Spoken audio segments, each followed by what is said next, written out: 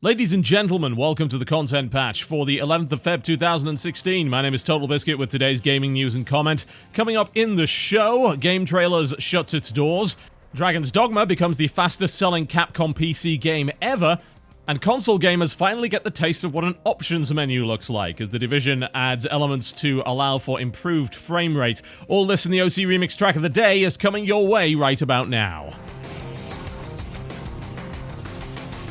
After 13 years in the business, the website GameTrailers.com has closed its doors. The staff were alerted just a few hours before the doors closed, and the site has now officially been shut down.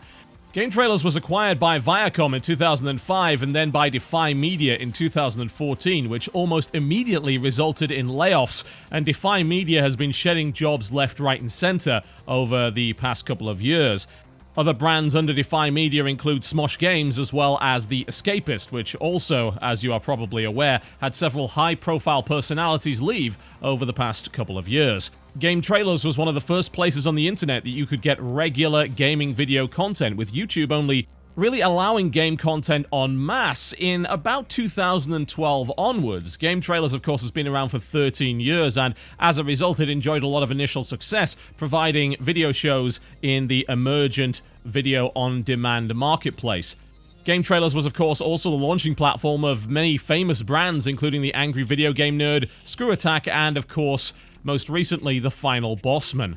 Incidentally, Kyle Bossman of The Final Bossman Show will be a guest on the Co-optional podcast on the 16th of February, and we intend to, of course, ask him all about what happened and hopefully get some great perspective on it. It's quite sad to see this platform shut down, honestly. While GameTrailers was, for a while, certainly pretty hefty competition for those of us on YouTube, it produced some really high-quality shows, some amazing brands, and was certainly a key player in defining the landscape of gaming video content.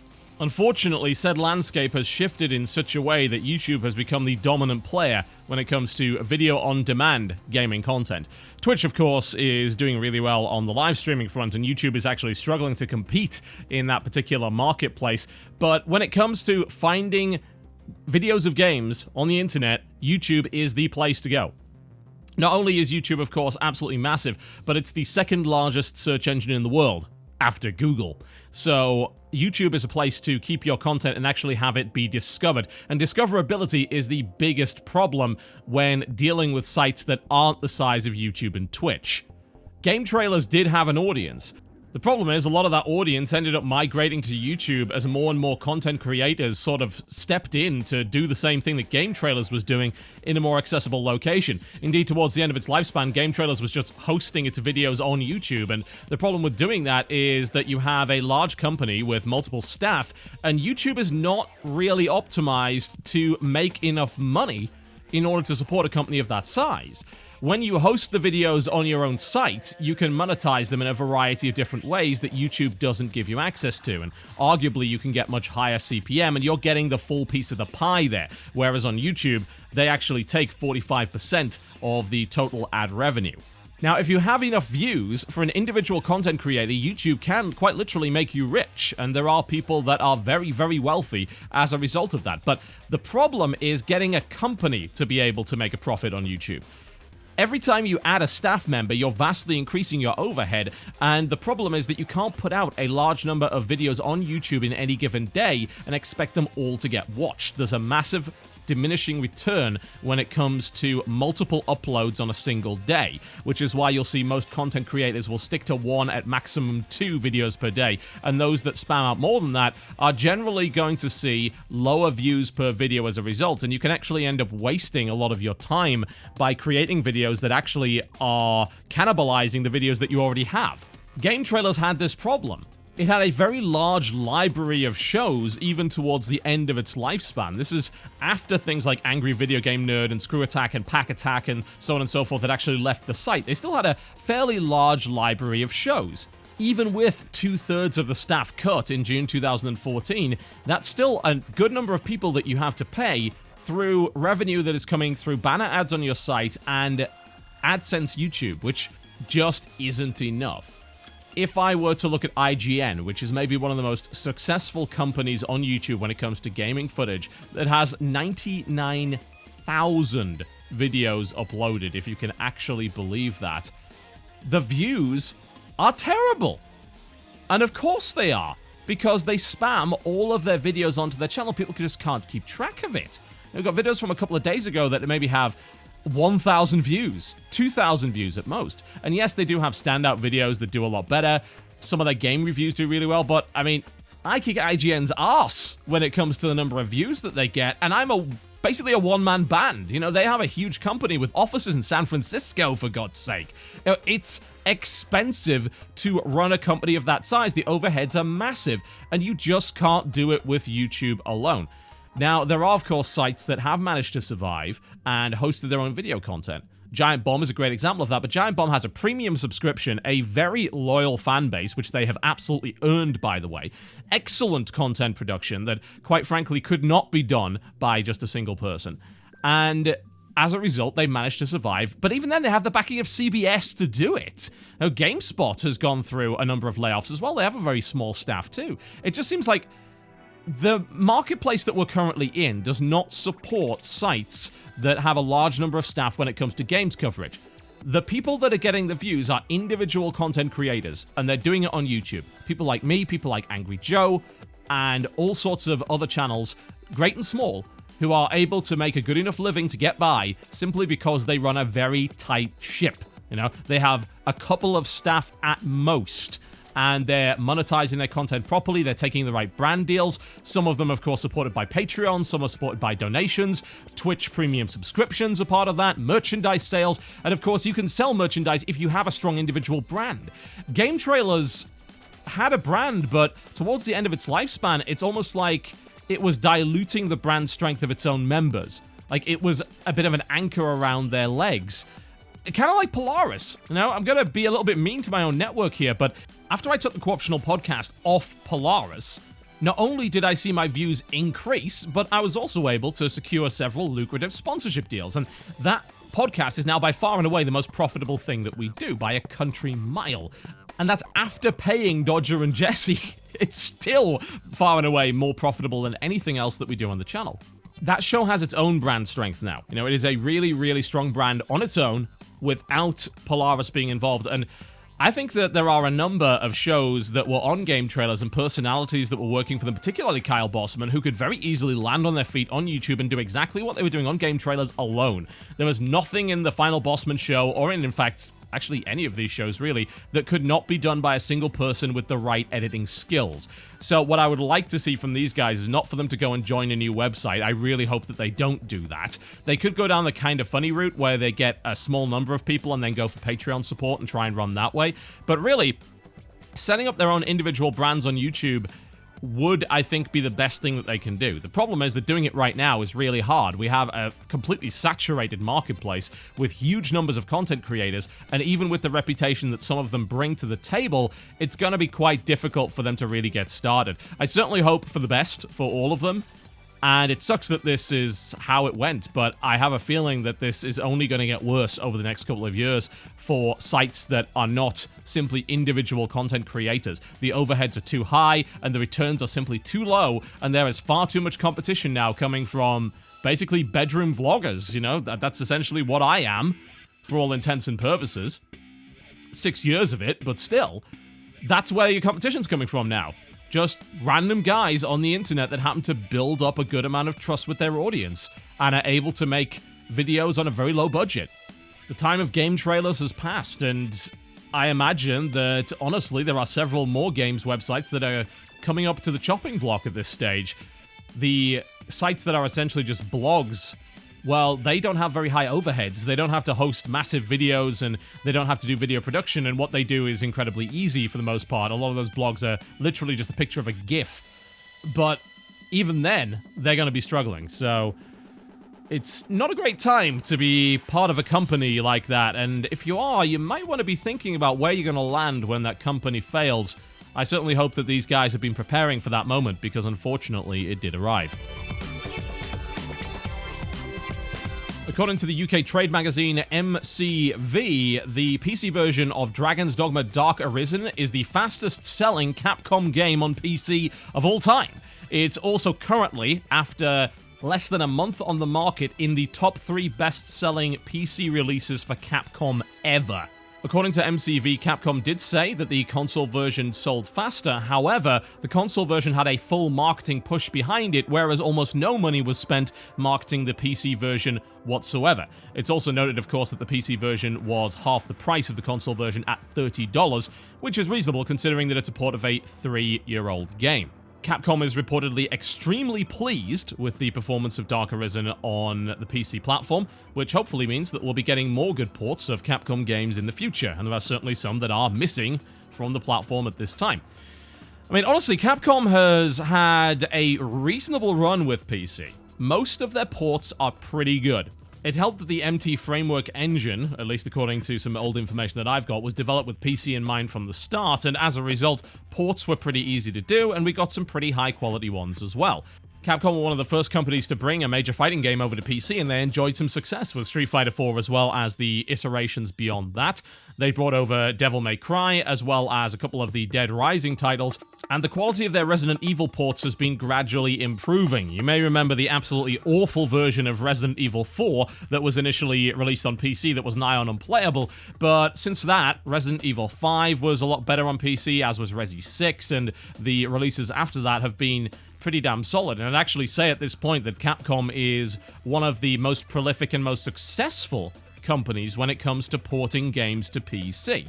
Most of them have been pretty good. Not all of them. Definitely not all of them. But in the case of the Dark Arisen port, it ran pretty damn well. It certainly was not a perfect port, and I would have liked to see more graphical improvements, but ultimately, you can't necessarily expect them to completely remaster it, especially when they're charging half the price that the console version was. You know, it was a good bundle of content, it ran well on the majority of systems, it was highly scalable, and it did have some frame rate drops here and there, especially in the larger areas, but it ran a hell of a lot better than it did on console, and that's the main point to bring to the table here. It ran a hell of a lot better than it did on console.